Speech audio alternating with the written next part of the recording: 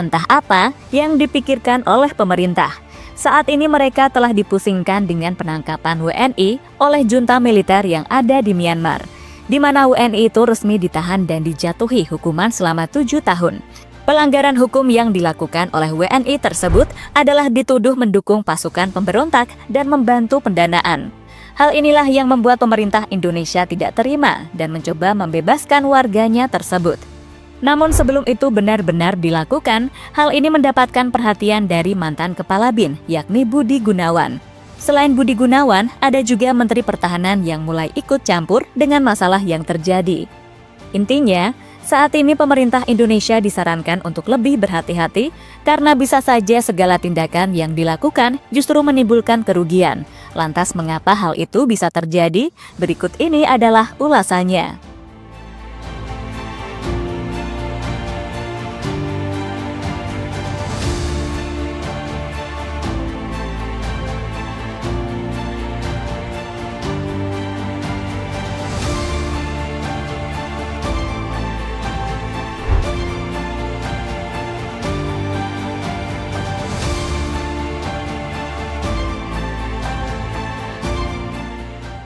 Nama selebgram Arnold Putra dalam beberapa pekan terakhir menjadi perbincangan publik di media massa. Sebagai selebgram, apa yang dilakukan justru di luar nalar dan bahkan membuat semua orang heran sekaligus kebingungan. Bagaimana tidak? Karena jika melihat postingan yang dia unggah, Arnold sering mengunjungi tempat-tempat berbahaya dan jarang dikunjungi oleh orang. Bahkan dirinya tak segan untuk mengajak berfoto dengan orang-orang tersebut. Jika tidak percaya, kalian bisa melihat beberapa postingan dari Arnold Putra di akun Instagramnya, yang mana kebanyakan postingannya adalah postingan tak biasa dan jarang dilakukan oleh orang kebanyakan.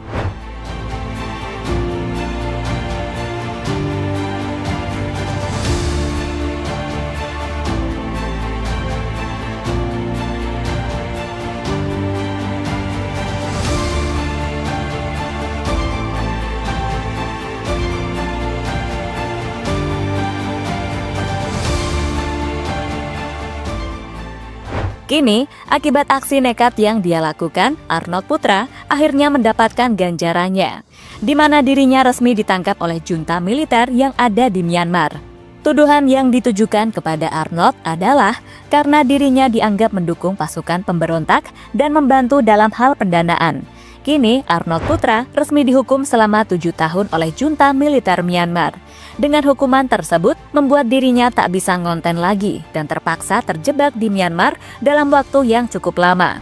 Sebagai negara yang baik, pemerintah Indonesia langsung turun tangan dan mencoba membebaskan Arnold Putra dari junta militer. Salah satu cara yang coba dilakukan adalah dengan melakukan hubungan diplomasi dengan junta militer. Hal ini diungkapkan oleh Wakil Ketua DPR, yakni Sufmi Dasko.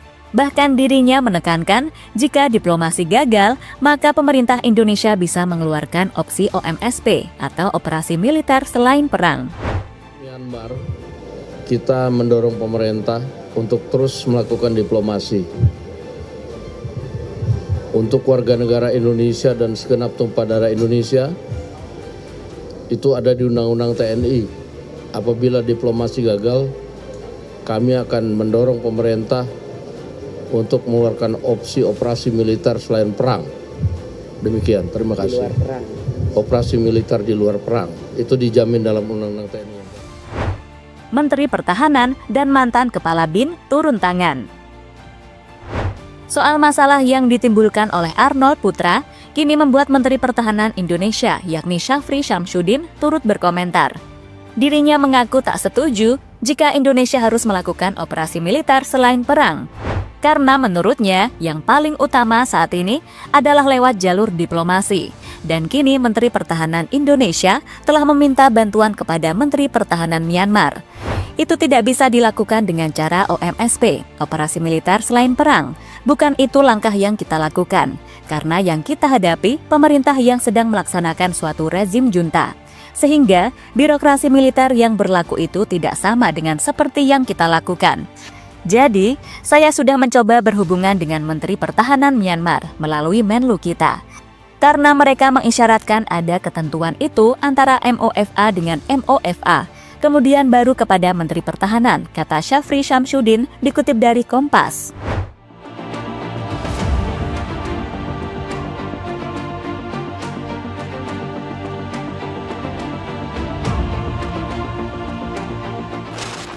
Tak hanya Menteri Pertahanan, komentar juga diberikan oleh Menko Polhukam, yakni Budi Gunawan.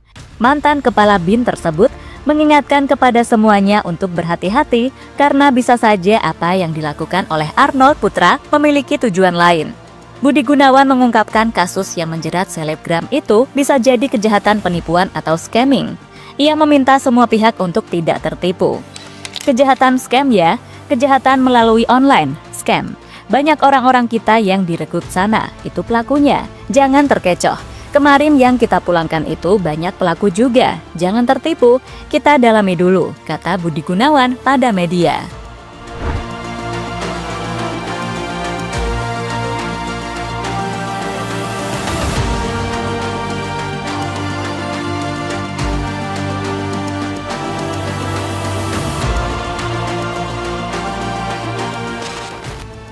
Prabowo dan TNI siaga dan siap tempur jika diperlukan. Untuk saat ini pemerintah Indonesia tampaknya masih menahan untuk tidak melakukan operasi militer ke Myanmar. Alasannya adalah karena saat ini Menteri Pertahanan tengah mencoba melakukan negosiasi dengan Menteri Pertahanan Myanmar. Negosiasi itu tujuannya adalah untuk membebaskan Arnold Putra dari tahanan sana.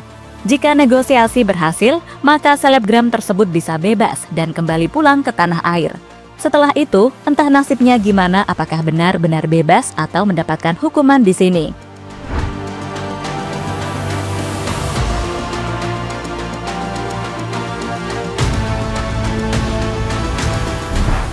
Namun jika negosiasi itu tidak membuahkan hasil, TNI dan pasukan lainnya sudah siap untuk melakukan operasi militer ke Myanmar.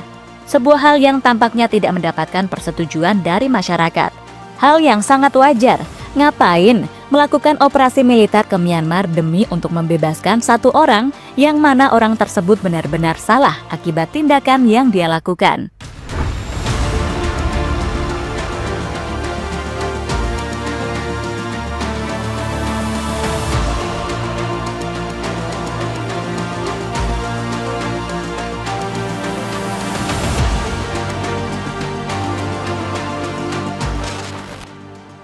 Pemerintah lebih baik fokus memberantas judo dan scam.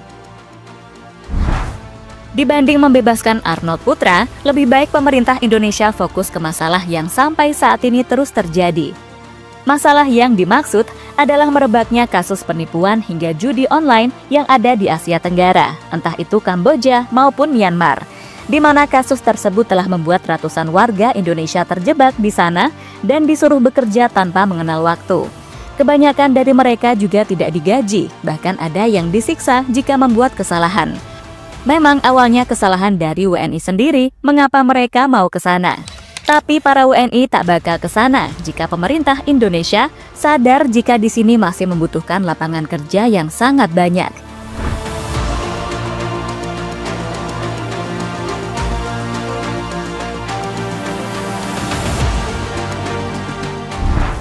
Kini, pemerintah harus tegas dan harapannya melarang semua warganya untuk berkunjung ke negara-negara Asia Tenggara, terutama Kamboja dan Myanmar.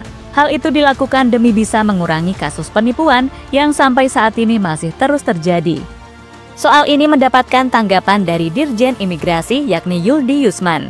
Menurutnya, kasus seperti ini sangat sulit dicegah karena WNI sudah tergiur gaji besar di luar negeri dan kebanyakan berbohong soal tujuan mereka mau kemana.